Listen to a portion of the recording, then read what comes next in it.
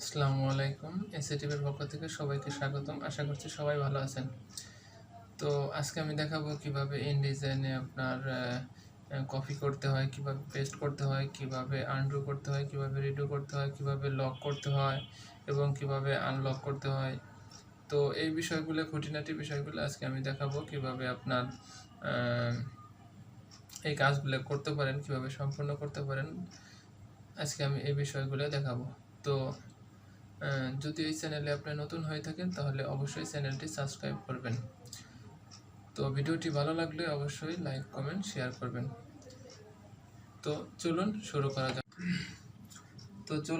শুরু করা যাক। ফার্স্ট ইনডিজাইনটা ওপেন করলাম।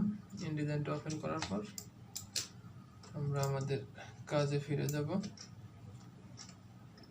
তো বেসিক কিছু কিছু জিনিস এখানে দরকার নাই, লাইক রুলারটা আউট করে দিই, কন্ট্রোল আর যে রুলারটা আউট করে দিই। তারপরে যখন নাকি আপনার প্রফেশনাল কাজ করবেন তখন এই বারটাও আউট করে দিবেন। এই বারটা আউট করে দেওয়া, তারপরে আপনি এখানে কিছু জায়গায় মানে স্পেস পাবেন, যার কারণে আপনি কাজটা করতে সুবিধা হবে।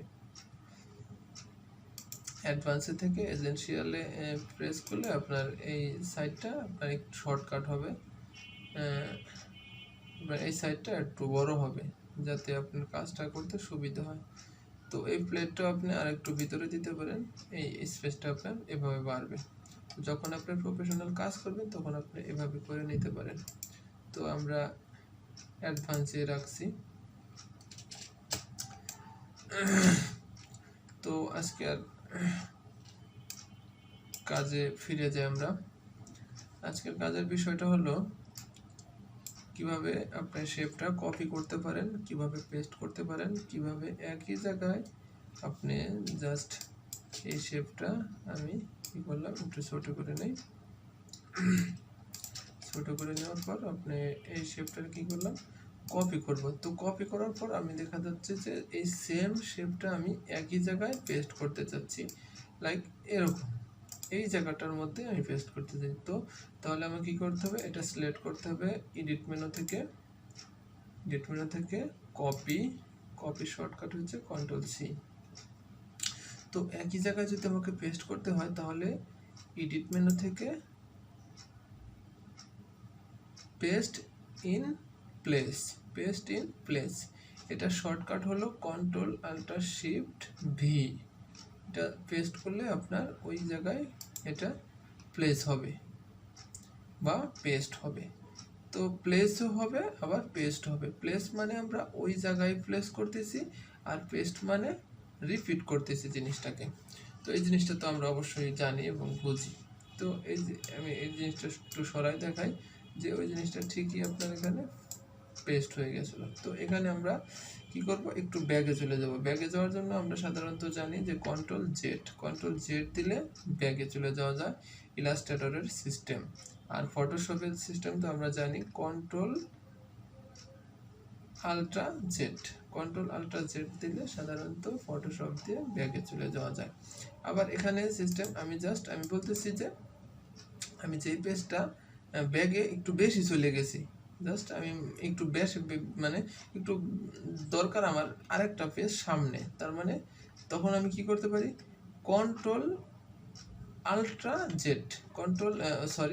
Shift+Z, তাহলে এই পেজে যাই আমরা। এই যখন এটা কপি করছিলাম তখন এই পেজে আসছিলাম। তো যদি আপনি একটু বেশি ব্যাগে চলে যান তাহলে ওটাকে আবার সামনের দিকে আনতে হলে আপনি Shift+Z প্রেস করলে আপনি সামনের দিকে চলে যাবেন। তার মানে এই পেজের সামনে আর আমার কোনো কাজ নাই, তাহলে এই পেজের ব্যাগে আমার কাজ আছে। এই পেজ আমি লাস্ট কাজ করছি হলো ড্র্যাগ করে জাস্ট একটু এই সামনের দিকে নিয়ে আসছিলাম, তাহলে Shift+Z, তার মানে এর সামনে আর আমার কোনো কাজ নাই, এখন আমাকে পিছে যেতে হবে। তাহলে Ctrl+Z প্রেস করলে আনডু হবে, অর্থাৎ ব্যাগে চলে যাবে। তারপরে আরেকটা সিস্টেম আমরা দেখতে পারি, দেখে আসি। তো এখানে আমি শেপটা ছোট করে দিই। ছোট করে দেওয়ার পর এটা আমরা যেটা করতে পারি, লাইক এই হিসেবে আমরা একটা ইমেজ নিয়ে আসি যাতে আমাদের বুঝতে সুবিধা হয়। তো তো ফাইল থেকে প্লেসের শর্টকাট কন্ট্রোল-D,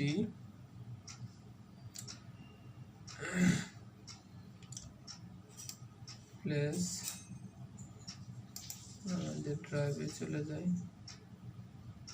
ড্রাইভে যাওয়ার পর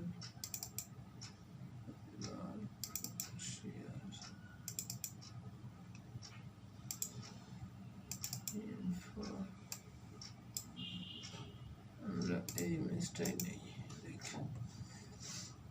এই ইমেজটা নিলাম, নেওয়ার পরে ইমেজটাকে একটু বড় করি, কারণ ইমেজটার সাইজটা একটু ছোট ছিল, শেপের সাইজটা একটু বড় ছিল, যার কারণে শেপের মধ্যে ওটা মেকআপ হয় নাই।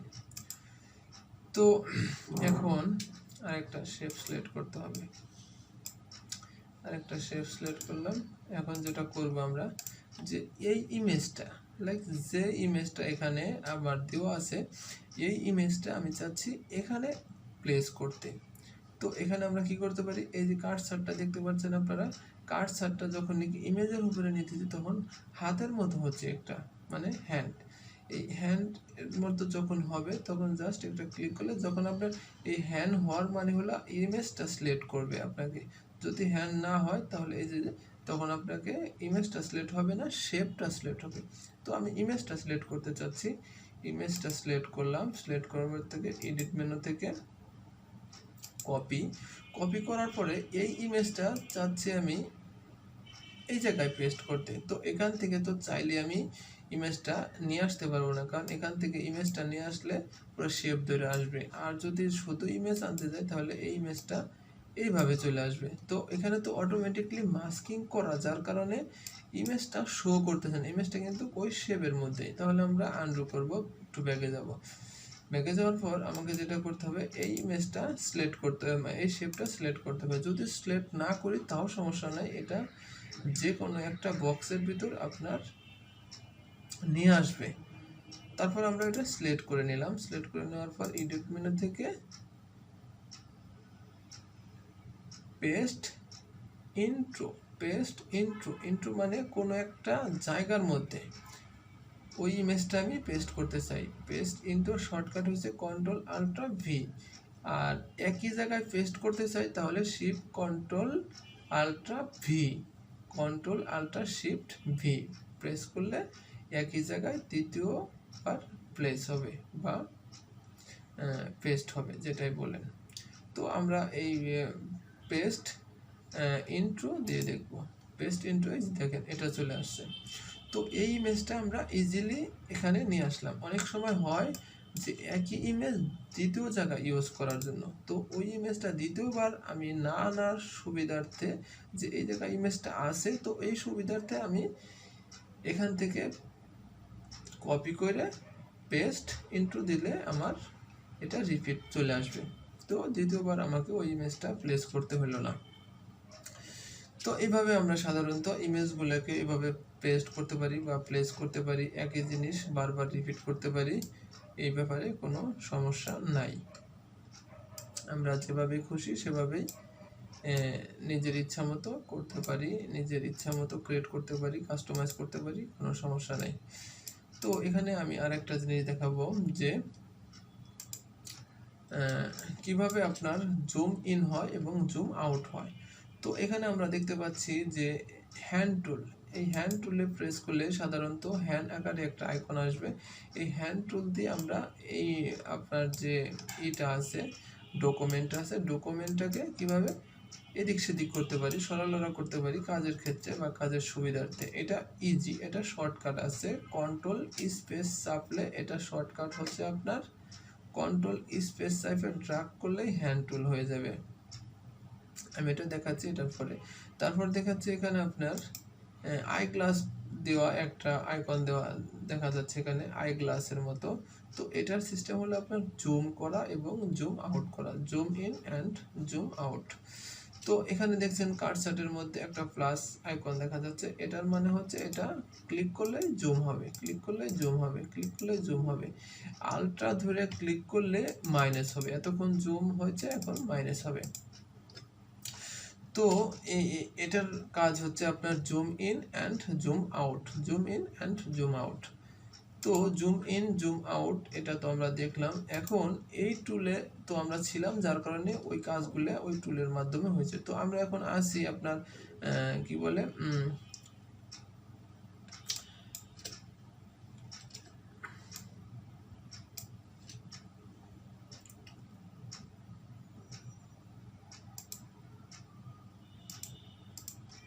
আমরা যখন অন্য কোনো টুলে থাকবো তখন আমরা এই কাজগুলো কিভাবে করতে পারি।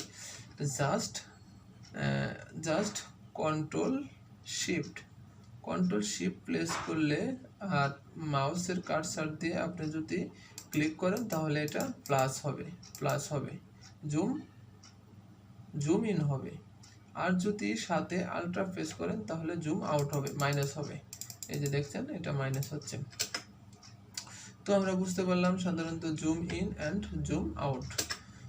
তো আবার আরেকটা জিনিস আপনাকে বলি, সেটা হলো আপনার এই যে হ্যান্ড টুলের যে কাজটা, আপনি সরাসরি স্পেস যে বাটনটা আছে এই বাটনটা ক্লিক করলে দেখেন আমি স্পেস ধরছি, স্পেস ধরার পরে এটা হ্যান্ড হয়ে গেছে, কার্সারটা এখন হ্যান্ড হয়ে গেছে। তো এই হ্যান্ডটা আমরা কিভাবে কাজ করতে পারি, এই স্পেস বাটনটা চাপ দিয়ে ধরে আপনার যে কোনোভাবে এটা সরালরা করতে পারেন, এদিক সেদিক করতে পারেন। তো এই শর্টকাটটাই সাধারণত ব্যবহার করতে হয় কাজের ক্ষেত্রে। যখন প্রফেশনালি কাজ করতে হয় বা কাজ করবেন তখন আপনাকে শর্টকাটটাই ব্যবহার করতে হবে, কারণ কাজটা অবশ্যই আপনাকে দ্রুত করতে হবে। দ্রুত করতে গেলে আপনাকে শর্টকাট জানতে হবে। যে কোনো জিনিসের শর্টকাট না জানলে কাজ করে আগানো সম্ভব না। তারপরে আমি দেখব কিভাবে আপনার গ্রুপ করতে হয় এবং কিভাবে আপনার এই কাজগুলো বা এই ফাইলগুলো কিভাবে আপনার লক করতে হয়। তো সাধারণত আমরা জানি যে ফটোশপ এবং ইলাস্ট্রেটরে যেরকম লকের সিস্টেম ছিল, কন্ট্রোল টু দিলে এটা সাধারণত লক হয়ে যেত। এই যে দুইটা সিলেক্ট করলাম, কন্ট্রোল টু দিলে ফটোশপ এবং ইলাস্ট্রেটরে লক হয়ে যেত। তো এটার সিস্টেমটা একটু আলাদা। এখানে আছে কন্ট্রোল এল, আমরা রাইট বাটন প্রেস করেও দেখতে পারি। এই যে লক, কন্ট্রোল এল দিলে এটা আপনার কি হবে, লক হয়ে যাবে। এই যে দেখাইতেছি কন্ট্রোল এল, এই যে দেখেন সাইডে আবার একটা কি আসছে, তালার যে একটা আইকন এটা সাইডে দেখাচ্ছে, কারণ এটা আপনি ইজিলি বুঝতে পারবেন যে সহজে বুঝতে পারবেন যে আপনার এই জিনিসটা বা এই কাজটা আপনার লক করা আছে। আপনি কোনোভাবে ধরতে চাইলে এটা ধরবে না, কারণ সাইডে আইকন দেওয়া আছে আপনার এটা তালা মারা আছে বা লক করা আছে। আবার এখানে আরও একটা জিনিস আছে, মজার বিষয় হলো ইনডিজাইনের অনেক কিছুই আপনাকে ইঙ্গিত করবে বা বুঝিয়ে দিবে যে এখানে কি কাজ করা হয়েছে বা এখানে কোন কাজটা করা হয়েছে, সেই কাজের একটা ইঙ্গিত দিবে। যেমন আমি এখানে যে মাস্কিং করছি, শেপের সাথে একটা ইমেজ মাস্কিং করার কারণে আমাকে উপরে এই যে দেখেন একটা বাটনের মতো দেখাচ্ছে, একটা এস এর মতো বা একটা পেঁচানো একটা আইকন দেখাচ্ছে, যে এর মানে হলো যে আপনার এই শেপের সাথে এই ইমেজটা মাস্কিং করা। এটা এই আইকন দিয়ে এটা বোঝাইতেছে যে এই ইমেজটা এখানে মাস্কিং করা আছে।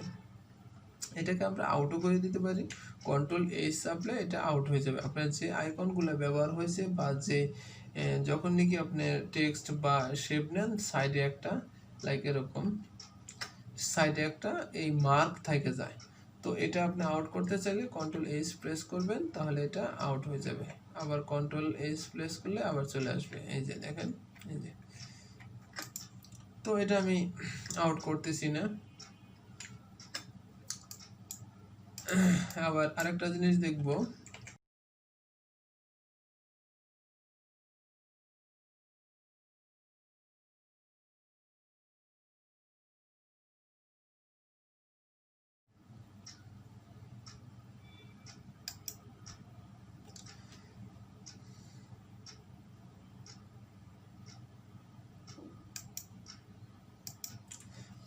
তো লক করার বিষয়টা দেখালাম আমি, লক করা এবং গ্রুপ করা এই বিষয়টা দেখালাম। আরেকটা বিষয় দেখানোর বিষয় হলো এখানে আপনার ইলাস্ট্রেটরের সেম এই জিনিসটা আমি যেটা বলতে চাচ্ছি যে উইন্ডো মেনু থেকে অবজেক্ট অ্যান্ড লেয়ার থেকে পাথফাইন্ডারের মধ্যে আমরা যাব অ্যালাইনমেন্ট থেকে এটা ইজিলি আমরা অ্যালাইনমেন্ট করতে পারবো। তো এই বিষয়টা আমি দেখাইতে চাচ্ছিলাম না, আমি বলতে চাচ্ছি এটা যে আপনি এখানে কিভাবে হাইড করতে পারেন। ধরেন আমি এই জিনিসটা নিলাম, এটাকে হাইড করব, তাহলে কন্ট্রোল থ্রিতে হাইড এবং Ctrl+Alt+3 আবার ফিরে আসা বা দেখানো হবে। তো ওটা আপনার ইসের মতোই, ইলাস্ট্রেটরের মতোই Ctrl+3 হাইড এবং Ctrl+Alt+3 শো করবে। Ctrl+3 hide, Ctrl+Alt+3 show, like এই দুইটা জিনিস আমি Ctrl+3 হাইড করে দিলাম এবং Ctrl+Alt+3 এটা শো করাইলাম। তো আরেকটা জিনিস আমরা দেখব, এটা বাদ দিলাম, আমরা এখন আইডোবার টুলের কিছু কাজ দেখব। আমি লাইক একটা শেপ নিলাম, শেপ নিয়ে এটা কালারটা একটু চেঞ্জ করি। তো এটা কালার চেঞ্জ করার জন্য আপনাকে শেপটা সিলেক্ট করতে হবে, অথবা শেপ সিলেক্ট না করলেও পারেন। F6 দিলে আপনার শর্টকাটে কালার প্লেট চলে আসবে, অথবা এই যেখানে কালার প্লেট আছে এটার উপরে ডাবল ক্লিক করলে এরকম একটা ইন্টারফেস চলে আসবে। এখান থেকে আপনি ইজিলি 3-4 পদের কালার ইউজ করতে পারেন। এখানে দেখাচ্ছে আপনার CMYK, এখানে আছে RGB, আর এখানে ওয়েবের জন্য আপনি এটা ইউজ করতে পারেন। আপনার যেটা ইচ্ছা সেটা আপনি ইউজ করতে পারেন। তো আবার যদি ইলাস্ট্রেটর ফটোশপে যদি আপনি RGB কালার দিতেন তাহলে আপনার ফরম্যাটটা চেঞ্জ করতে হতো। প্রথম যে আপনার যখনই কাজটা আপনি প্রথম সেট আপ দিয়েছেন তখনই আপনার ডকুমেন্টস যখন নিয়েছেন তখনই আপনার ফরম্যাটটা আগে সিলেক্ট করে দিতে হতো, RGB নেবেন না CMYK নেবেন। তো এই ইনডিজাইনের ক্ষেত্রে আবার একটু ডিফারেন্ট, এখানে সবগুলো কালার সিলেক্ট করা থাকে যে এটা RGBতে কী দাঁড়ায় এবং CMYK থেকে কী দাঁড়ায়। তো আপনার যেটা সিলেক্ট করবেন সেটা থেকে আপনি কাজ করতে পারবেন, সমস্যা নেই। তো আমি এই কালারটা সিলেক্ট করছি। এই কালারটা সিলেক্ট করার পরে লাইক আমি এই যে হলুদ যে আইকনটা আছে এটার উপরে কার্সারটা নিয়ে একটু ক্লিক করলাম। ক্লিক করার পরে জাস্ট একটু ড্রাগ করে একটু লেফটের দিকে আনলাম। এটা আমার কি হলো, রাউন্ডেড হলো। একটা শেপ নিলাম, এটা রাউন্ডেড হলো। তো এই শেপটা রাউন্ডেড হলো, এটা কিন্তু আমরা ইজিলি কপি করতে পারি। যখন আলট্রা প্রেস করে ড্রাগ করে নিচের দিকে অথবা ডাইনের দিকে আনলে এটা অটোমেটিকলি কপি হয়ে যাবে। তো কপি আমি করলাম না, সাপোজ আমি একটা আলাদা শেপ নিলাম। ধরেন আমি একটা সার্কেল শেপ নিলাম। এখন এই শেপের মধ্যে আমি কি করব, এই শেপের মধ্যে এখন আমার সার্কেল কি বলে রেক্টেঙ্গুলার নিয়েছি। তো রেক্টেঙ্গুলার নেওয়ার পর আমার কাছে মনে হইতেছে এখানে একটা ইমেজ দেওয়া হয়েছে, আমার কাছে মনে হইতেছে যে এই শেপটা এই রাউন্ডেডের মধ্যে বানাইতেছে না বা যাইতেছে না। তো আমি উপরে একটা শেপ নিয়েছি রাউন্ডেড, নিচে যদি নেই রেক্টেঙ্গুলার তাহলে দেখতে এমনিতেই খারাপ দেখা যায়। তখন আপনি কি করবেন, দ্বিতীয়বার আর শেপ ক্রিয়েট করতে হবে না। এটা ইজিলি আপনি যখন এটার উপরে আইডোবার দিয়ে ক্লিক করবেন, আইডোবার দিয়ে যখন আপনি এটা ক্লিক করবেন তখন আপনার ইজি এটার সিস্টেম আইডোবার হয়ে যাবে। তো এই যে দেখেন আমি দেখাইতেছি, এটার উপরে আপনি ক্লিক করেন, ক্লিক করার পর আই প্রেস করলে আপনি জাস্ট এটার উপরে ক্লিক করবেন। ক্লিক করার পরে আপনি কি হলো, এই শেপটা ইজিলি আপনার কালারটাও নেওয়া হইলো এবং শেপটাও ক্রিয়েট হয়ে গেল। তবে এখানে যে শেপটা নিয়েছেন শেপের সাইজটা কিন্তু সেম আসবে না, কারণ শেপটা তো আপনি সিলেক্ট করছেন। আপনি নেবেন কি, আপনি শুধু কালার নিতে চাচ্ছেন এবং রাউন্ডেডটা নিতে চাচ্ছেন। আপনি তো এই শেপটা তো আপনি এত বড় করতে পারেন, কারণ নিচের জায়গা অনুসারে নিচের কাজ অনুসারে আপনি কি করলেন, শেপটাকে কাস্টমাইজ করলেন। তো এটা ইজিলি আপনি কি করতে পারেন, কাস্টমাইজ করতে পারেন কালার এবং শেপ। তো এই বিষয়টা আমি দেখাইলাম। আপনি সাধারণত যখন আপনি এই ইনডিজাইনের যে কি বলে ইনডিজাইনের যে আইডোবার টুলটা আছে, এই আইডোবার টুল দিয়ে সাধারণত এই কাজগুলোও করা সম্ভব। তো আপনি সার্কেল নিলেন, এখানে একটা সার্কেল নিলেন, সার্কেল নেওয়ার পর কি বলে রেক্টেঙ্গুলার নিলেন, রেক্টেঙ্গুলার নেওয়ার পরে আপনি সেম এই শেপটারই রেক্টেঙ্গুলার করতে চাচ্ছেন। তো এটা কিভাবে করবেন, আইডোবার দিয়ে জাস্ট প্রেস করবেন, প্রেস করলে রাউন্ডেডটা আপনি কিন্তু রেক্টেঙ্গুলারে তৈরি হয়ে গেল। তো এটার জন্য আপনাকে ডিলিট করতে হলো না, নতুন করে আবার তৈরি করতে হলো না। এটা আপনাকে অনেক সহজ আমি বলে মনে করি, এটা আপনার কাজের জন্য অনেক সহজ, মানে অনেক দ্রুত করা সম্ভব। এটা যদি আপনাকে রাউন্ড করতে হইতো তাহলে আপনি কি করতে হইতো, যে নতুন আরেকটা শেপ নিতে হইতো, ওই সাইজ অনুসারে একটা শেপ নিতেন রাউন্ডেড। এই যে জাস্ট ক্লিক করলে আপনার এই রাউন্ডেডটা তৈরি হয়ে গেল। শেপ আপনি যত ছোটই নেন যত বড়ই নেন, এখানে যে রাউন্ডটা করা আছে এখানে সেম রাউন্ডটাই থাকবে। যদি এটা আপনি রাউন্ডটা একটু বড় করতে চান, এই যে আপনি এটা কাস্টমাইজ করতে পারবেন, কোনো সমস্যা নেই। তো আজকের ভিডিও এই পর্যন্তই। সবাই ভালো থাকবেন, সুস্থ থাকবেন, আর ভিডিওটি ভালো লাগলে অবশ্যই লাইক করবেন, আর আপনার মতামত জানাবেন। কমেন্ট বক্স খোলা আছে, আপনার মতামত জানাতে পারবেন, কোনো সমস্যা নেই। সবাই ভালো থাকবেন, সুস্থ থাকবেন। আল্লাহ হাফেজ।